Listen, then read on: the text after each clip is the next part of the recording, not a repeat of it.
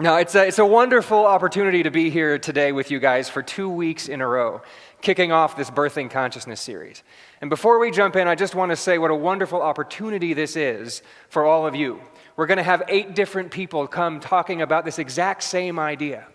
And the more you connect, the more you engage over these 8 next weeks, the more you'll be able to see how Spirit takes this one idea and diversifies it through each of these 8 different people. We'll get a new idea from each one of us, going deeper and deeper into this idea of birthing consciousness so that we can see how far the rabbit hole really goes, which is a wonderfully exciting thing. It's also, if you're wondering, a really wonderful way to make sure that we continue to support Reverend Erin and baby Georgia as they are on maternity leave for us to remain engaged and connected with this amazing series that we've got going on. So thank you for being here today. Now, this might be the kickoff, but we're not going to start slow. If you're willing to join me, if you're willing to do some deep exploration, we'll go good today. We'll really get a good kickoff to it. So are you willing to take a deep look at some of the operating definitions that you might have going on in your consciousness that may be limiting you? Yes. Excellent. Are you willing to take a bold look at some of the foundational stories in our spiritual practice, seeing them exactly for what they are without glossing them over today, and maybe getting a new understanding, a new depth of what those might be telling you? Yes? Perfect. So then, buckle up and let's jump right on in. Birthing consciousness. So, when I was first given the opportunity to come speak on this topic, the first thing that I thought to myself was, well, if birthing consciousness is the beginning, what is the end result? What's that thing that we're going for? What's our goal? And for me, the thing that popped into my mind right away was enlightenment, right? We're all here in our spiritual practice seeking after enlightenment. And so I began to look at, well, what does that mean? What does enlightenment mean? Not what do I wish it meant, or what do I think I believe it means, but what's my operating definition of enlightenment? And when I thought about that, I think, for me, the way it works out in my consciousness is that there's this mythical, magical, far-off place called enlightenment. And that one day, after many, many years of striving and struggling in my spiritual practice, I will reach this magical place of enlightenment. And once I do, I will be at bliss all the time. I'll be in total peace and total love all the time, no matter what's happening around me. Perfect joy, knowing myself as the presence and power of Spirit fully. And everything will be great. Anybody have a similar operating definition going on in the back of your minds there? And then along the way, we hear some contrary thoughts, right? We hear the quote attributed to the Buddha saying, before enlightenment, chop wood, carry water. After enlightenment, chop wood, carry water. And we think for just a brief moment, maybe I should dial back that definition a little bit. But then we go, no, because I'll be carrying water from enlightenment, right? I'll be doing it from that blissed out state. So whereas before it's like, these heavy buckets are cutting into my hands and I have to deal with all the people at the watering hole and this sucks. Instead it'll be, the bucket is God and the water is God and the pain in my hands from the heavy water is God and it's all good and I'm just so blissed out and I love everybody at the watering hole. Isn't it great to be here? How am I doing so far? Yeah? So, if that's our operating definition, the good news is we don't have to rely on just that, right? We can look out in society, out in the world historically, and take examples of people who we say are enlightened and look at how that stacks up. And there's a lot of different people that we can look at, right? So just shout them out. Who are your favorite enlightened people? Okay, anybody else? Jimmy Carter, nice. Sai Baba, excellent. So yeah, we get a lot of different opportunities, right? It's one of the things I love about coming to a Unity Center, is that we get all of these different teachers from all of these different paths, recognizing that there is so much out there that we can learn from and grow from. Now in Unity, as a Judeo-Christian-based philosophy, we refer to Jesus as the master teacher. And so I want to look at that master teacher today a little bit. Can everybody agree that Jesus was enlightened? Do we all say yes to that? Amen? Okay. So here's what I want to do. If you're willing to do this exploration with me, which you already agreed to do, so that's good, we're going to take this idea that we have of enlightenment, and I want to imagine what some of the stories in the Bible would have been like from that state of enlightenment, and then we'll go look at the actual story and see how well our definition does. So the first one I want to imagine is that story when Jesus walked into the temple, and he walked up and sat down next to one of the money changers and said, "Hey friend, I'm Jesus, nice to meet you. I'm enlightened, it's no big deal. But from my enlightened state, I just think this maybe isn't the best place to be doing this work, so if you could calmly and peacefully just pack up and head on out to the market and do your business there, that would be great. Thanks friend, nice to meet you. Have a great day." Is that how it happened? Nope. Let's look at John 2:15. "And he made a whip of cord and drove them all out of the temple, even the sheep and the oxen and the money changers. He threw out their exchange money and upset their trays." Friends, other translations say that he scattered their money across the temple and overturned the tables. He made a whip. He sat down and made a whip that he would then take into the temple to assault the money changers with. He made a whip of cords and whipped them out of the temple. That's what it says. So if we look at that story and our definition of enlightenment, we may begin to see that there's some dissonance there, right? A little bit. And let me back up and say, I love Jesus.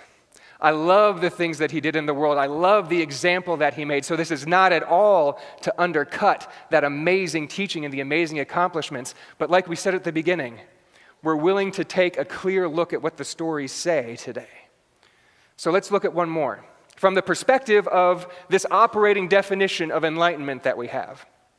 And it's the story of how, in that context, Jesus and his buds were walking into Jerusalem one morning, and it was really early. They had to leave early, so they didn't have time for breakfast, and they were really hungry, and they see in the distance a fig tree. And they're excited because now they're going to get breakfast, and they walk up to it, and there's no figs. And so this enlightened idea over here of Jesus just walks up and hugs the fig tree, and beautiful big giant figs appear, and as they're picking them, a coffee vendor who's also on his way to Jerusalem stops and makes coffee, and they have brunch. No? Okay, hang on. 21:18 from Matthew. "In the morning as he returned to the city, he became hungry." See, we're right on track. "Saw a fig tree on the roadside, found nothing but leaves." Good so far. "And he said to it, 'Let there be no fruit on you again forever.' And shortly the fig tree withered." Now again, that's one translation. Another translation, in fact, many of them mentioned the fact that it was not the season for figs. So there should not have been any figs on that tree to begin with. And yet Jesus, as the story from the Bible says, got hungry, saw there were no figs on the tree, which was right and perfect for that tree in its divine nature as fig tree in that time of year, and said, "No figs, die," and used his high spiritual authority to kill the fig tree. He was hangry. Yes, thank you. Hangry. Who's been hangry before? All right. So obviously we got a little bit of dissonance here, right? And you may be thinking, if you've been in Unity for a while, this is a really interesting exploration, Ben, but in Unity we're a metaphysical philosophy. We don't look at the Bible literally, we take a metaphysical interpretation. And to that I would say, well, that's true, but if a literal look at the Bible is beneficial to you, then look at it literally. Just don't stop there. Then take the deeper cut and go metaphysically. So the question becomes, looking at these stories literally, how is your pedestal doing? And by your pedestal, I mean the pedestal that you put enlightenment up on when we have this operating definition over here of this beautiful, blissful, perfect, enlightened state that never changes. And by default, since we have identified Jesus as enlightened, how is that pedestal that you have put him up on that is now so far beyond your reach it doesn't make any difference? Is that pedestal beginning to shake? Is it beginning to crumble a little bit? Do you think we need a different definition? Because we've got two opportunities here, friends. We've only got two options. If this is our operating definition and we all say Jesus was enlightened, then either Jesus was not enlightened after all. Anybody believe that? Say amen. Or our definition needs to change. Say amen if that's the thing you believe is true. All right. So let's look at some different ideas around enlightenment. Let's see how we can maybe shake that pillar and crumble it a little bit more. There is a wonderful teacher whose name is Muji. As a side note, if you're not aware of Muji, I became aware of him through our summer film series here 2 years ago. He was featured in one of the films, and since then, he has been a wonderful addition to my spiritual practice and my spiritual learning. So make sure you engage in the summer film series and all of the events that we have here, because you never know who you're going to find and how that will change your spiritual practice. So Muji, many would say he's enlightened.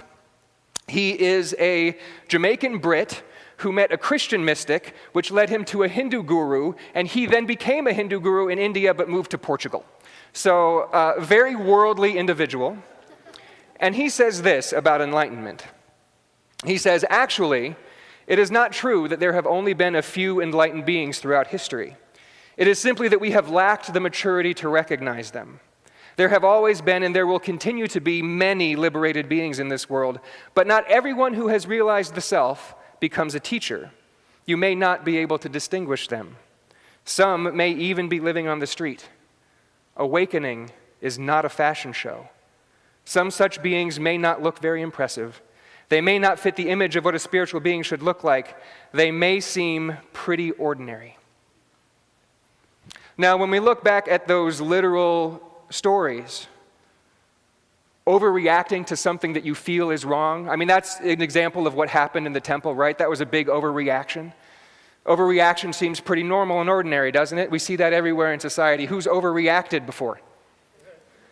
Who's maybe done something a little violent to other people, to yourself, mentally, physically, in any way? Anybody?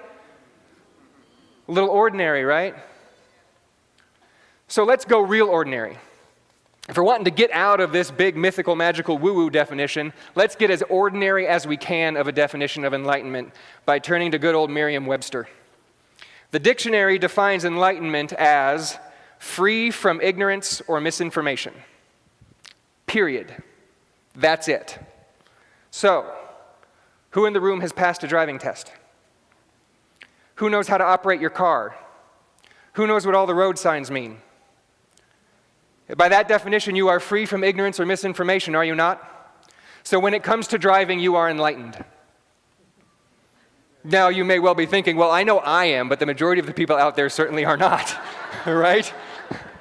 But when we look at the definition, it doesn't talk about what you do with the fact that you are free from ignorance or misinformation. It just says that you are free from ignorance or misinformation. So we can certainly be free from it, yet show up like we are not.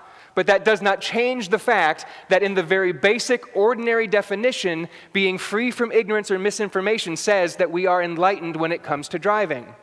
What other areas in your life are you free from ignorance or misinformation? Steve, you know everything about chords and guitar strings and how to tune them? One or two things? Enlightened musician. We have enlightenment everywhere. It's ordinary, it's normal. And when we step back into this idea that we started with, that there is only one presence and one power active as the universe and as my life, God, the good omnipotence, knowing also that God is omniscient, meaning all wisdom, all knowledge, that there is then only one mind and we make use of that one mind. And that one mind, that divine mind, knows everything and is everything to be known. And since we are one with that, there can be no ignorance or lack of information in reality and who and what we are. So, let's take a second now and step back. Now that we have this more ordinary definition, let's look at these stories again. Let's look at them from a metaphysical perspective. For me, I love Charles Filmer's Metaphysical Bible Dictionary. If you don't have a copy of it, it's giant, it's really wordy, but you get some amazing stuff out of it. So, John 2:15, he made a whip of cord and drove them all out of the temple. Even the sheep and the oxen and the money changers threw out their exchange money and upset their trays. So the money changers, according to the Metaphysical Bible Dictionary, let's step back. The temple. The temple itself is not a physical world temple, friends. It's the temple of your own consciousness. It's the temple of the living God in you and as you. So we're not looking at a physical building. We're looking at yourself. We're looking at your own consciousness. The money changers represent dishonest thoughts of materiality and greed. Anybody? Dishonest thoughts of materiality and greed. How about misbeliefs? Beliefs in separation, judgments, all of these different things, these thoughts, these dishonest beliefs, these misinformations, these misideas that help to limit us and separate us from that divine source of wisdom that we are. Anybody got those? We all do, right? Okay. The whip of cord, this is where it gets really tasty. The whip of cord is the formulated word or statement of denial.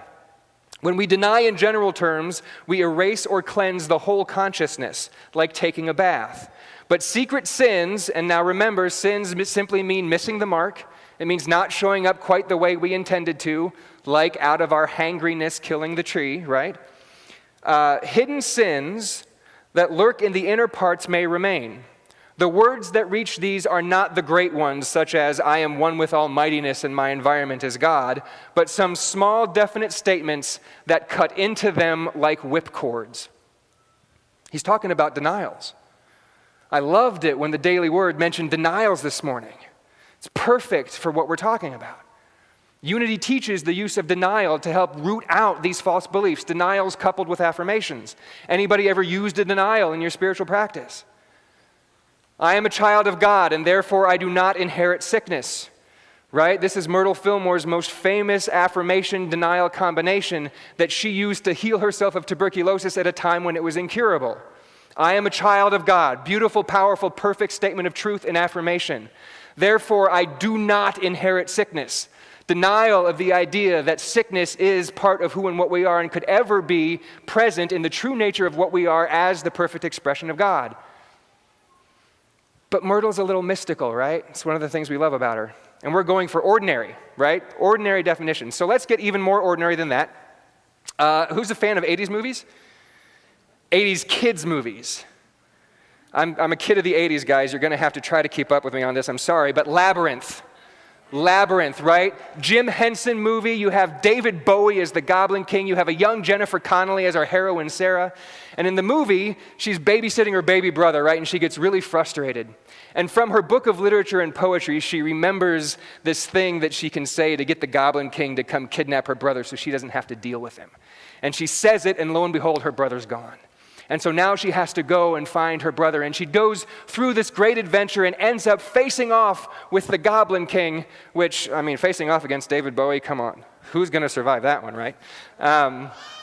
And she says, from her book of knowledge, from her literature that she's read, she knows that the words of power are there. And she says, give me the child. Through dangers untold and hardships unnumbered, I have fought my way here to the castle beyond the Goblin City to take back the child you have stolen. For my will is as strong as yours, and my kingdom is great. And she can't remember the last part of it. And she struggles to remember. She's got the affirmation, right? My will is as strong as yours. My kingdom is great. But she can't remember the denial at the end. Does anybody remember the denial from the movie? Anybody? Shout it out. You have no power over me. Great denial from Jim Henson in an 80s kids movie. How ordinary is that? When you're in conversation with somebody and that person has a clear intent in that conversation to upset you, to determine the way that you feel, you can say, you have no power over me. Best to say that inside, not out loud.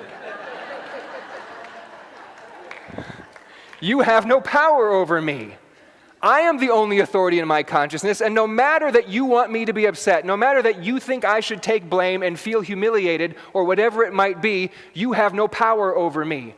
I am centered in my loving in my Christ presence, and I can just send you love while you do what you do. We can also use this denial in relation to beliefs or thoughts that we're wanting to get rid of. Now, we don't necessarily want to use the word you when we're talking about a belief, because that then will personify it and separate it to some other thing that we have to do battle with, right?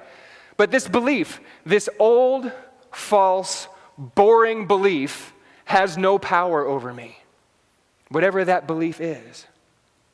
There's another great denial we can use. I've had great success with this one in my own life when I remember to use it, which is another challenge we have, right? A bunch of years ago, maybe 20 years ago, I was getting this recurring bacterial rash around my ears and my eyes. It would come up every month or so, and it was awful. It looked gross, it itched, it was horrible, and I was like, what are people going to think of me? Oh my God, this is so nasty, so disgusting. Wow, it was not fun. But I would get to the point to where I would feel a little bit of an itch, and I would freak out and go, oh my God, is it coming back? Is it coming back? And I would look in the mirror, and I would look for it, and I would get afraid of it, and I would feel scared, and then sure enough, it would pop back up. And about a month later, it would go away. A couple weeks later, it would go away. And then, sure enough, another itch in the corner of my eye. We have itches in the corner of our eyes all the time, right? They don't indicate anything. And yet, every single time, I would get afraid, and I would look for it, and I would create it, and it would remanifest again and again and again until I realized what I was doing. And the next time I felt an itch and started to go look for it, I said, I don't do that anymore. every single time. I don't do that anymore. It would recur. I would look at it in the mirror. I don't do that anymore. Didn't take long, friends, hasn't come back for over 20 years because I don't do that anymore. Powerful statement of denial. So when we look at this story, we've looked at it literally, and everybody in the room said, yeah, I've done something similar. And now we've looked at it metaphysically, talking about the use of denials, and everybody in the room has said, yeah, I do that same thing. So just keep in mind that so far, we're right in line with Jesus, doing exactly what he did, both literally in the Bible story and metaphysically. Let's look at the next one. In the morning, as he returned to the city, he became hungry. The city is Jerusalem. Metaphysical definition meaning the city of peace. That experience of being in total and complete peace. Anybody been in that experience before? Of being in peace? Yeah? It starts out saying in the morning as he returned to the city, meaning he had been there before and left the city and was now going back to the city. Anybody been in peace and then turned around and found yourself not in peace anymore and decided it would be a good idea to get yourself back to peace? Anybody? Everybody. Perfect. Now along the way, what happened? He became hungry. There was a physical world need in his experience. And he saw off in the distance the thing that he thought would fulfill that physical world need and went off the path of peace to check it out. And it turned out that it did not fulfill that physical world need. And because it didn't fulfill his physical world need, and he was angry and he was hungry and he was off his center, he did something he would rather not have done. And the disciples called him out on it, right? The disciples said, how is this fig tree withered so soon? And Jesus went, teaching moment. Teaching moment here. So truly I say to you, if you have faith and do not doubt, not only will you do something like this fig tree, but you can tell that mountain to be removed into the sea and it will do it. So, friends, have you ever been on your way to peace? Got distracted by something in the physical world, went over to see if that would meet your need, found out it didn't, and reacted in a way that you did not think was the best way, and after the fact, you used it as a teaching moment to say to yourself, oof, it seems like when A, B, and C are coming at me, I tend to react negatively. So I'm going to remember that. So the next time I see these things coming towards me, I can respond from my loving rather than react from my upset. And you use that sin, that mistake, that off-centered experience as a teaching moment to help prepare yourself so that the next time you're walking on the road to peace, you don't get distracted. Anybody? So, friends, what's the deal here? You've just said that you showed up exactly the way Jesus did. In the literal stories, in the metaphysical examples of the stories, we have all said that we do that exact same thing. And yet the definition of enlightenment is one that's so ordinary. So what this tells us, friends, is that enlightenment is not some far-off state. It's not some mystical, magical, woo-woo thing that we will one day attain and never have to do any work again, but it's how we show up to the enlightenment that we already are. We show up to it, we find ourselves in the city of peace. And then we find ourselves out of it again. And we use those denials and those affirmations to help clear our consciousness so that we stay on the path easier and longer. And when we get off the path, we remind ourselves the truth. And we go back into the city of peace, and then we fall out of it again. And we go back in, and we fall out. And in the practice of doing this, we come to stay in that city of peace longer. It takes us less time to get back when we fall out. And we become this enlightened experience more and more and more. But we can only do that by recognizing that it is already an ever-present reality. It's not something we have to get to eventually. Friends, you are no more spiritual now than you ever have been, and you will never be more spiritual than you are right now because you are 100% spiritual. If God is all there is, there's nothing else for you to be.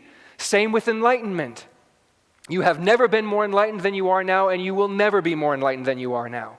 You will just show up to that enlightenment more if you recognize it as a possibility and you step into it again and again and again. But I want to look at one more person, one more enlightened saint, and see if that person agrees with this more present definition, and that's St. Francis. Everybody can agree St. Francis had a bit of enlightenment going on? The one you are looking for is the one who is looking, is what St. Francis says. The enlightened state that you are looking for is the state of consciousness from which you are looking. Muji says it's ordinary. St. Francis says it's right here and right now present.